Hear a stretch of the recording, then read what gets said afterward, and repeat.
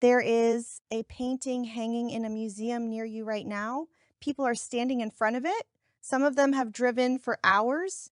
A few of them are crying, and the institution that hung it on that wall lit it from the perfect angle and printed the great name on the little brass label beside it. Already knows it is a fake, not suspects, knows. It is known for years, in some cases for decades, and it is decided that the truth is more expensive than the lie? How does a museum end up defending a forgery it has already caught? The answer is not what you think. It is almost never one corrupt curator pocketing money. It is something stranger and more disturbing than that.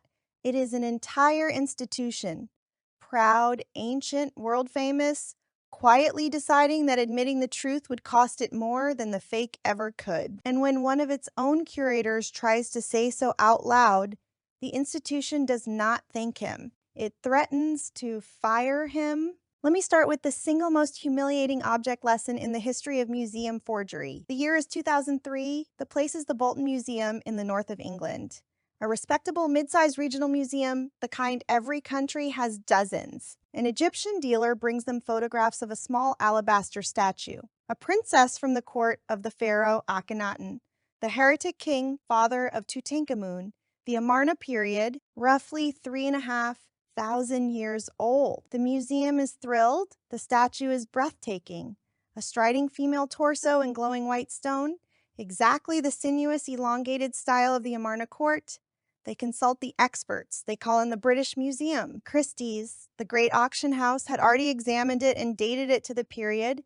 The provenance traced back to a sale in 1892, a respectable Old English aristocratic collection. Egyptologists at the British Museum looked at it and confirmed it. On the strength of all of that, Bolton paid £440,000 for it, raised partly from the National Lottery, partly from a public arts fund. Public money bought with the blessing of the most respected institution in British archaeology. It was made 3 years earlier in a garden shed in Bolton, roughly 400 yards from the museum that bought it. The forger was a man named Sean Greenhalgh. He had no formal art training. He worked out of that shed behind a council house, supported by his elderly parents who acted as the front, his father in his 80s, walking into venerable institutions with fabricated paperwork, leaning on his frailty and his Englishness so that no one wanted to interrogate a sweet old man too hard. Over 17 years, the Greenhalgh family forged an estimated 120 works,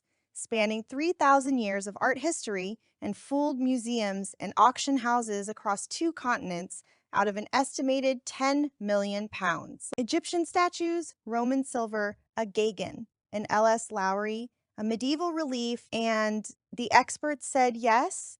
Almost every time the experts said yes. Now stop and ask the question that actually matters. Not how did one man fool them? Ask, why does the system want to be fooled? Because the Greenhalgh case looks like a one-off freak event? It is not. It is the system working exactly as designed. Museum attribution, deciding who made a thing and whether it is real, runs on something called connoisseurship. Connoisseurship is the claim that a sufficiently trained eye can simply look at an object and know the hand, know the period, and for a long time, the connoisseur's eye was treated as something close to magic. The great Bernard Berenson, the most powerful art authenticator of the early 20th century, could make or destroy a fortune with a single sentence. He authenticated paintings for the dealer Joseph Duveen and took a secret commission on the sales. The man certifying whether the painting was real was being paid more when he said yes. Sit with that. The entire foundation of museum authentication for generations was a single trusted human eye.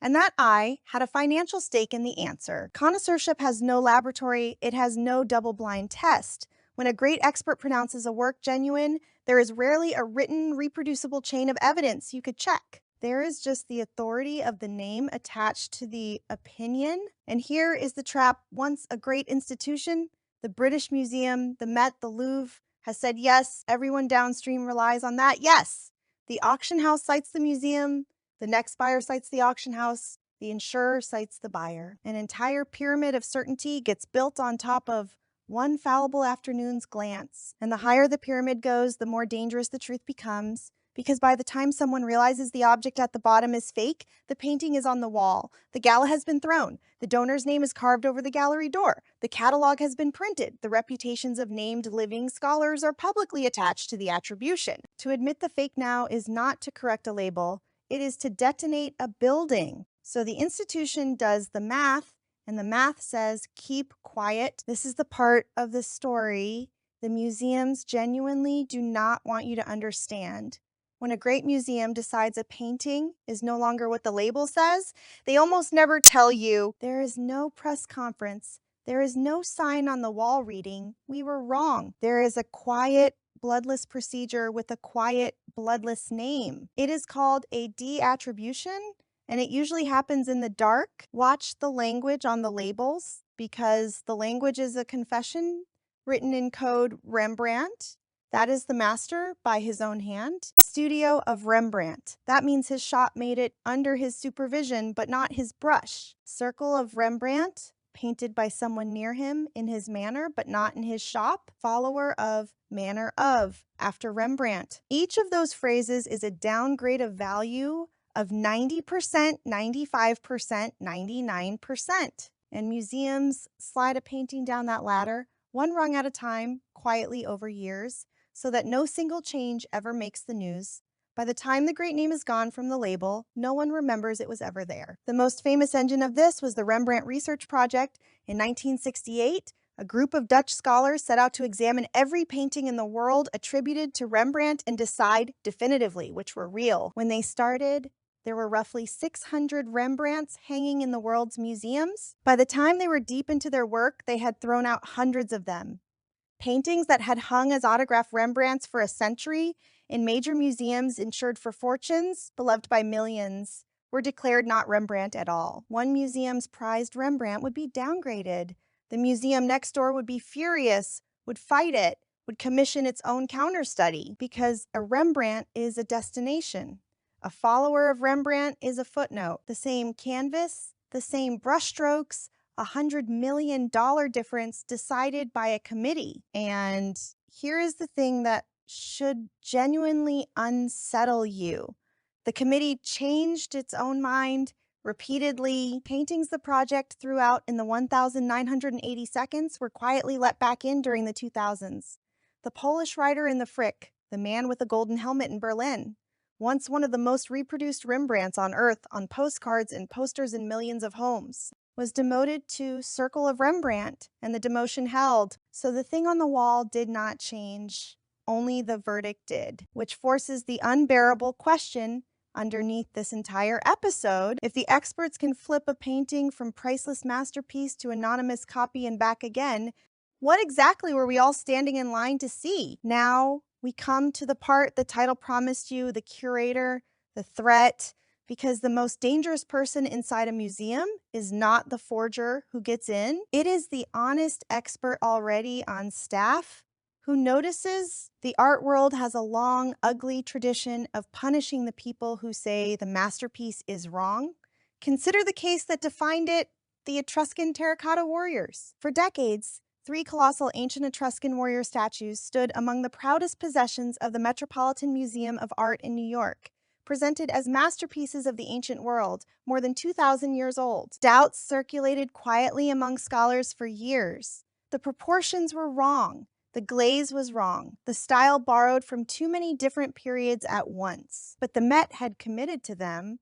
They were stars of the collection, and for a long time, the institution's instinct was not to investigate the doubts. It was to defend the warriors and resent the doubters. It took until 1961, decades, for the Met to finally admit, under mounting pressure, that all 3 warriors were modern forgeries made by Italian craftsmen in the early 20th century. One of the forgers eventually confessed and even produced a missing thumb from one of the statues to prove he had made it. But for years, the official institutional posture had been denial. The doubters were treated as nuisances, cranks, enemies of the museum. That is the pattern across the whole history of museum forgery.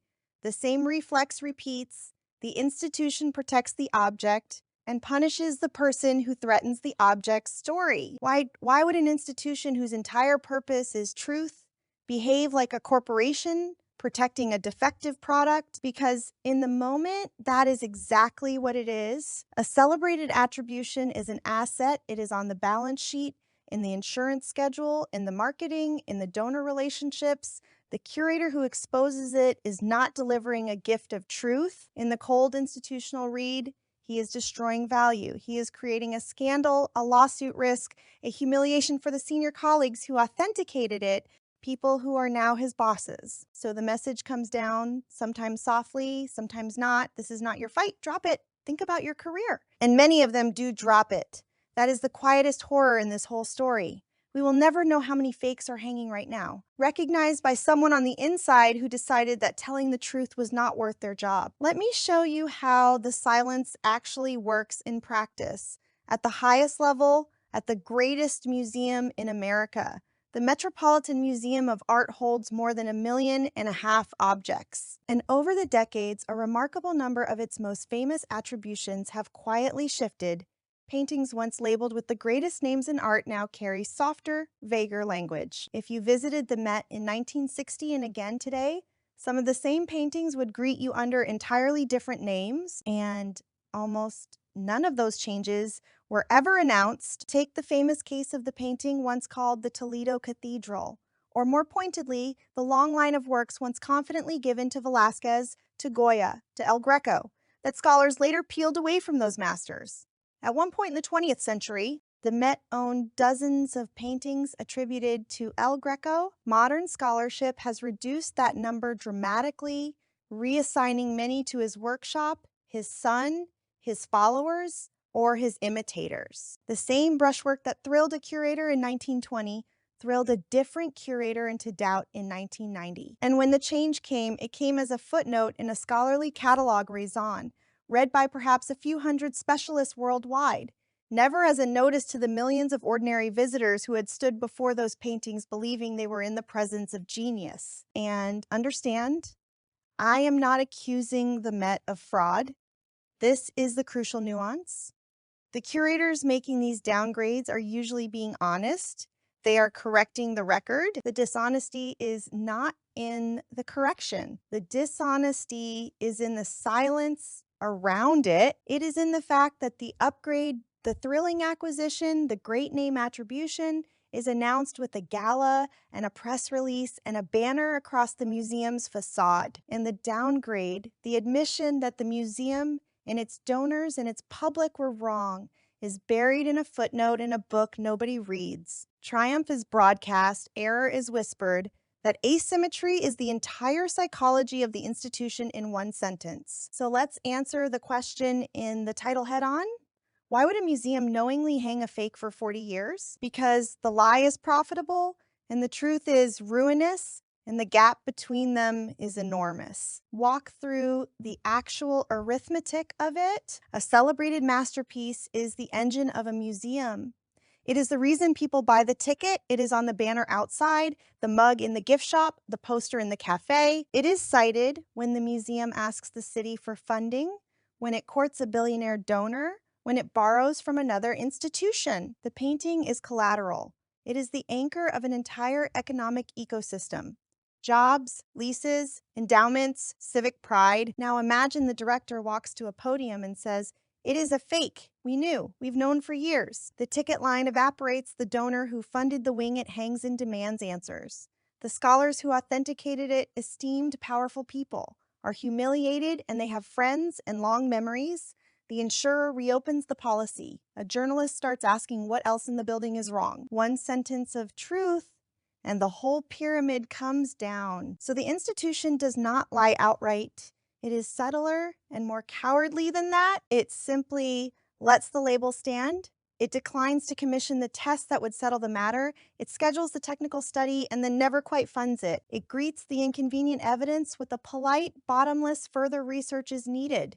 And the further research is needed conveniently forever. The fake stays on the wall not because anyone actively defends it, but because no one with the power to remove it has any incentive to be the one who does. The lie does not need a liar. It only needs a room full of people who each individually decide it is not their problem. Here is the twist that is finally breaking the silence. For 500 years, attribution was a matter of opinion. The connoisseur's eye, the trusted name, the gentleman's word, but the eye can be flattered, bribed, mistaken, or simply tired. The laboratory cannot. And the laboratory has arrived. Modern science can now date the wood of a panel by its tree rings. It can identify a pigment that did not exist until 1820 sitting inside a painting claimed to be from 1490. It can read the canvas weave, the ground layer, the radiocarbon age of the fibers, the chemical fingerprint of the varnish. The Greenhow forgers who fooled the British Museum with their eyes were finally caught partly because the science did not care how beautiful the object was. The spelling on a forged inscription was wrong. The chemistry of a fake did not match the century it claimed. The eye said yes. The instrument said no. And that is precisely why some institutions have been so slow to test their own treasures. Because once you run the test, you cannot unknow the answer. The connoisseur could always leave room for doubt, for hope, for further research. The mass spectrometer leaves no room at all, which leaves every great museum with a quiet, agonizing choice it would rather not face. Test the masterpiece and risk learning the thing you cannot then hide. Or never test it and protect the beautiful lie by choosing deliberately not to know. So here is the truth. This episode is really about the most disturbing fake in any museum is not the painting on the wall. It is the institution standing behind it. A forger needs a single afternoon of genius. A museum needs only a culture of polite, well-dressed silence. And it can carry a lie across half a century, past millions of trusting visitors, without a single person ever quite telling one. The next time you stand in a great hall and feel that hush come over you in front of a famous name, enjoy it. The painting may be every bit as wonderful as you think, but know that the certainty you are feeling was manufactured. It was built by an institution with a powerful financial and reputational interest in your believing the label. And somewhere in that building, there may be a curator who knows the label is wrong and who decided long ago that telling you was not worth the cost. The painting will not give the secret up. And the museum has spent 40 years making very sure it never has to. The rest of us go on standing in line.